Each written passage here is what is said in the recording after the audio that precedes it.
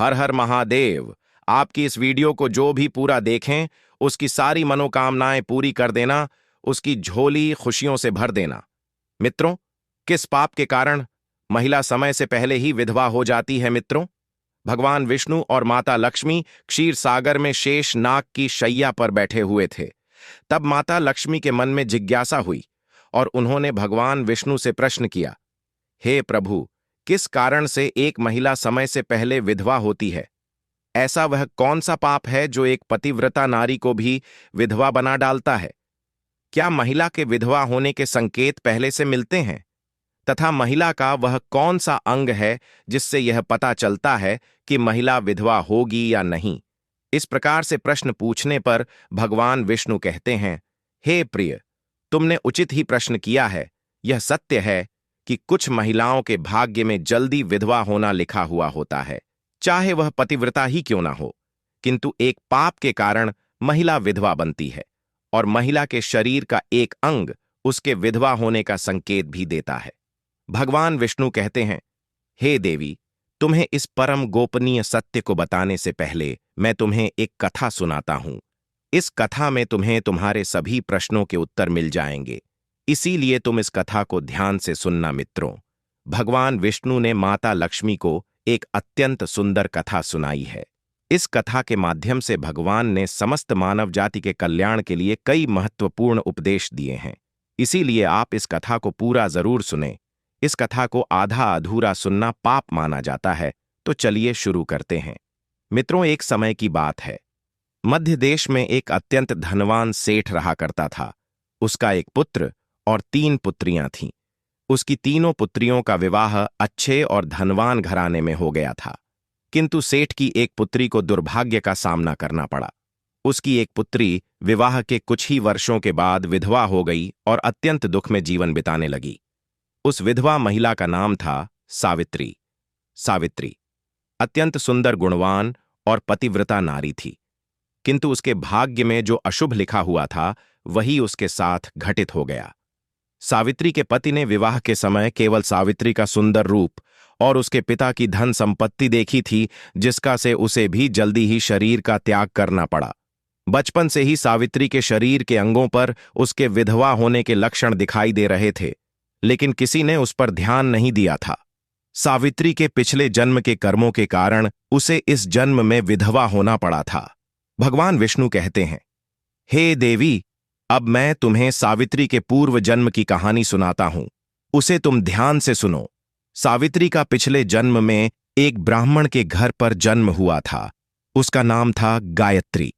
वह ब्राह्मण राजा को अत्यंत प्रिय था, जिस कारण से ब्राह्मण का घर धन धान्य से भरा हुआ था। उसके पास बहुत सारी धन संपत्ति थी, जिससे ब्राह्मण बहुत ही उन्मत्त और गर्विष्ठ बन गया था। वह ब्राह्मण अपनी पुत्री गायत्री से बहुत प्रेम करता था, क्योंकि वह उसकी एकलौती पुत्री थी। गायत्री बहुत ही सुंदर थी और पिता के लाड प्यार से वह भी बिगड़ चुकी थी। उसके पिता इच्छा को पूर्ण करते थे, उसे कभी किसी चीज की कमी नहीं पड़ने दी। गायत्री ने अपने जीवन में कभी दुख नहीं देखा था और उसे अपनी सुंदरता पर भी अत्यधिक घमंड था। फिर जब गायत्री जवान हुई तो उसके पिता ने उसका विवाह करने का सोचा, लेकिन उसकी एक शर्त थी कि जो भी गायत्री से विवाह करेगा वह उसके साथ उसके पिता के घर में रहेगा, अर्थात घर जमाई बनकर रहेगा। ब्राह्मण ने अपने सभी रिश्तेदारों को यह बात बता दी और चारों तरफ यह बात फैल गई। कई विद्वान और ज्ञानी पंडित गायत्री के घर पर उसे देखने के लिए आ गए, लेकिन गायत्री ने किसी को भी पसंद नहीं किया। गायत्री ने कई विद्वान ब्राह्मणों को अपमानित करके घर से बाहर निकाल दिया। फिर एक दिन एक अत्यंत सुंदर ब्राह्मण भिक्षा मांगने के लिए गायत्री के घर पर आया, जिसे देखकर गायत्री उस पर मोहित हो गई और अपने पिता से कहने लगी कि वह उसी भिखारी ब्राह्मण से विवाह करेगी। यह सुनकर गायत्री के पिता ने भी स्वीकृति दे दी और उस भिक्षुक ब्राह्मण को गायत्री से विवाह करने के लिए पूछा, तो उस भिक्षुक ब्राह्मण ने भी हां कर दिया और फिर गायत्री और उस ब्राह्मण का विवाह संपन्न हुआ। गायत्री विवाह के समय बहुत प्रसन्न थी। उसे उसका मनपसंद जोड़ीदार मिल चुका था। विवाह के बाद कुछ दिनों तक गायत्री अपने पति के साथ बड़े प्रेम से रहने लगी और उसकी सेवा करने लगी। लेकिन कुछ ही दिन बीतने के बाद गायत्री ने अपना असली रंग दिखाना शुरू कर दिया। गायत्री अपने पति को नौकर की तरह समझने लगी। उसकी आज्ञा का पालन करने की जगह पर उसे ही आज्ञा देने लगी। गायत्री अपने पति को भी उसके नाम से बुलाने लगी। खुद अपने पति के पैर दबाना छोड़कर अपने पति से ही खुद के पैर दबावा लगी। गायत्री स्वेच्छाचारी थी। वह पति को बिना बताए ही घर से बाहर चली जाती। कभी पति की कोई बात नहीं मानती थी। पति से पहले ही भोजन करती थी। किसी भी धार्मिक कार्य में पति के साथ नहीं बैठती थी और अकेले ही मौज करती थी। अपनी पत्नी के ऐसे व्यवहार को देखकर गायत्री का पति बहुत दुखी रहने लगा। उसने गायत्री को बहुत समझाने की कोशिश की, लेकिन वह कभी नहीं मानी। गायत्री अपनी ही मनमानी करती रहती थी।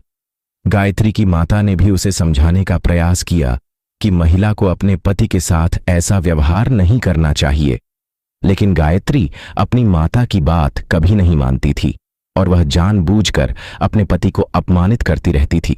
दिन रात पति की बुराई करना, उसे अपशब्द कहना, उसे नाम लेकर बुलाना आदि प्रकार के निंद कार्य वह रोज करती थी। गायत्री का पति भी उससे बहुत परेशान हो गया था। फिर एक दिन उसने बहुत विचार किया और गायत्री को छोड़कर जाने का निश्चय किया। गायत्री का पति बिना किसी को बताए ही अपने घर को छोड़कर चला गया। उसने गायत्री का त्याग कर दिया और वह न में जाकर तपस्या करने लगा, क्योंकि शास्त्र यही कहते हैं कि बुद्धिमान मनुष्य को दुष्ट और स्वेच्छाचारी पत्नी का त्याग कर देना चाहिए, अन्यथा वह भी उसके पाप का भागीदार बनता है। गायत्री का पति वन में जाकर तपस्या करने लगा। गायत्री ने भी अपने पति को खोजने की कोशिश नहीं की और बड़े मौज से अपने ही घर में रहने लगी। गायत्री की माता ने उसे बहुत समझाया कि वह अपने पति से विनती करके उसे वापस घर पर लेकर आए, लेकिन गायत्री कहती, जाने दो माता, वैसे भी मेरा भीख मंगा पति किसी काम का नहीं है।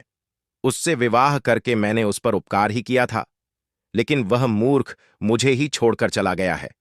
ऐसे मूर्ख पति के साथ रहने से अच्छा है मैं अकेली ही रह लूं। मैं इतनी सुंदर हूं कि कोई भी पुरुष मुझसे विवाह कर लेगा। गायत्री की ऐसी बातें सुनकर उसकी माता भी दुखी रहने लगी। उधर गायत्री का पति ध्यानमग्न होकर तपस्या करने लगा और सांसारिक बंधनों से मुक्त होकर ईश्वर की भक्ति में लगा रहा। फिर कुछ दिनों बाद गायत्री के पिता के साथ अशुभ घटना घटी। उसे राजमहल में चोरी करते हुए सिपाही ने पकड़ लिया और राजा को इसकी खबर दी। राजा उस पर बहुत क्रोधित हुए और उसका सारा धन संपत्ति छीनकर उसे कारागृह में डाल दिया। सब कुछ छीन जाने के कारण गायत्री बहुत गरीब हो गई। उसकी माता और गायत्री अब दूसरों के घर पर काम करने के लिए जाने लगे। गायत्री के पिता तो कारागृह में बंद थे, तो उसे और उसकी माता को सारा काम करना पड़ रहा था। तब गायत्री को अकेलापन सताने लगा। घर में कोई पुरुष नहीं था, इसीलिए उनकी सहायता के लिए भी कोई नहीं था। अब गायत्री को अपने पति की याद आने लगी, लेकिन गायत्री का पति तो वन में सन्यासी बनकर बैठा था। फिर गायत्री अपने पति को ढूंढने के लिए वन में चली गई, लेकिन उसे उसका पति कहीं पर भी नहीं मिला। वह वन में हर तरफ घूमने लगी, लेकिन उसे उसका पति नहीं मिला। फिर वह एक जगह पर विश्राम करने बैठी तो अचानक उस स्थान पर एक शेर आ गया और उसने गायत्री पर हमला कर दिया और उसी क्षण गायत्री के प्राण चले गए। मृत्यु के बाद 2 यमदूत गायत्री को घसीटते हुए यमलोक ले गए। यमलोक में जब गायत्री यमराज के सामने जा पहुंची तो यमराज ने उसके पाप और पुण्य का मूल्यांकन किया। यमराज कहने लगे, यह तो अत्यंत पापी महिला है। इसने कभी अपने पति का सम्मान नहीं किया। इसने बार बार केवल अपने पति का अपमान ही किया है। यह उसका नाम लेकर बुलाती थी और अपने पति के साथ नौकर की तरह व्यवहार करती थी। ऐसी दुष्ट महिला को तो नरक में भेजना चाहिए। फिर गायत्री नरक में चली गई। अनेक वर्षों तक नरक में सजा भुगतने के बाद गायत्री को अपने पूर्व जन्म के कर्मों का प्रायश्चित करने के लिए फिर से मनुष्य जन्म प्राप्त हुआ। जो पाप गायत्री ने किए थे, उसी पाप के कारण गायत्री के शरीर पर विधवा होने के लक्षण प्रकट हुए थे। भगवान विष्णु कहते हैं, हे देवी, अब मैं तुम्हें उन चिन्हों के बारे में बताता हूं जिस महिला के अंग पर ऐसे चिन्ह प्रकट होते हैं, वह महिला समय से पहले विधवा होती है। भगवान विष्णु कहते हैं, हे देवी मध्य माया, तू दीर्घा या भार्या, हाँ निर्वनिर्द अनामिका, हर सवा भवेदी शुभा नारी पृथुपासनी सुदुर्भगा। इस श्लोक में भगवान विष्णु ने विधवा स्त्री के लक्षण बताए हैं। यदि किसी महिला के पैर पसीने से रहित हो उस पर नसें दिखाई ना देती हो, उसके पैर चिकने तथा कोमल हो, तो वह महिला सुख भोगने वाली तथा ऐश्वर्यशाली नहीं होती।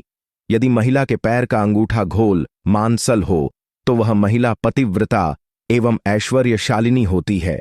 यदि महिला के पैर के अंगूठे पर नसें दिखाई देती हो, तो वह दुर्भाग्य से युक्त व्यभिचारिणी होती है। बहुत छोटे अंगूठे वाली महिला क्लेश करने वाली और दुख भोगने वाली होती है। अंगूठा यदि छपता हो, तो वह महिला गर्भधारण क्षमता में दुर्बल होती है। यदि किसी महिला के पैर की तर्जनी उंगली अंगूठे से भी बड़ी हो, तो वह स्वच्छंद कामचार अर्थात अनेक पुरुषों से संबंध बनाने वाली होती है। यदि किसी महिला के पैर की उंगलियां परस्पर मिली हुई हों, एक दूसरे के नजदीक हो, उंगलियां गोल एवं सीधी हों और नाखून पतले एवं छोटे हों, तो वह ऐश्वर्यशालिनी होती है और ससुराल में सुख भोग है। अब मैं विधवा महिला के पैर के लक्षण बताता हूं। यदि किसी महिला के पैर का अंगूठा बहुत बड़ा हो और आगे से गोल हो, उसके नाखून टेढ़े मेढ़े हो, अंगूठे पर नसें दिखाई देती हो, तो उस महिला के विधवा होने के योग्य बनते हैं। यदि महिलाओं की ढह आम बहुत बड़ी हो, तो वह मृत्यु पर्यंत दुख भोगने वाली होती है। और यदि महिला के पैर मांस रहित हो, तो ससुराल के भाग्य को नष्ट कर देती है। यदि किसी महिला के पैर की अनामिका उंगली बाकी उंगलियों की तुलना में बहुत छोटी हो, तो वह कलह करने वाली और घर के वातावरण को असहनीय बना देने वाली होती है। यदि किसी महिला के पैर की मध्यमा उंगली अर्थात बीच की उंगली ज्यादा लंबी हो, तो वह विवाह के लिए अयोग्य होती है। जो महिला चलते समय पैर पटक हुए चलती हो और धम धम आवाज करती हो, तो वह अपने पति का विनाश करने वाली होती है। भगवान विष्णु कहते हैं, हे देवी, इन्हीं लक्षणों के कारण सावित्री समय से पहला विधवा हुई थी। पिछले जन्म के कर्मों के कारण ही महिला के विधवा होने के योग्य बनते हैं। जो महिला अपने पति का अपमान करती है, उसका नाम लेकर बुलाती है तथा उसके भोजन करने से पहले ही भोजन करती है, तो वह महिला निश्चित ही समय से पहले भी होती है। एक पतिव्रता महिला कभी पी का अपमान नहीं करती, कभी उसे नाम लेकर नहीं बुलाती और सदैव पति से एक निष्ठ रहकर उसकी इच्छा के अनुसार चलती है। उस महिला की कभी दुर्गति नहीं होती और वह मृत्यु के पश्चात मेरे लोक को प्राप्त करती है। तो मित्रों, इस प्रकार से भगवान विष्णु ने माता लक्ष्मी को अत्यंत महत्वपूर्ण कथा सुनाई है। उम्मीद है आपको यह जानकारी अच्छी लगी होगी। वीडियो को लाइक जरूर करें और कमेंट में जय श्री हरि विष्णु और जय माता लक्ष्मी जरूर लिखें। साथ ही अगर आपने हमारे चैनल वास्तु ज्ञान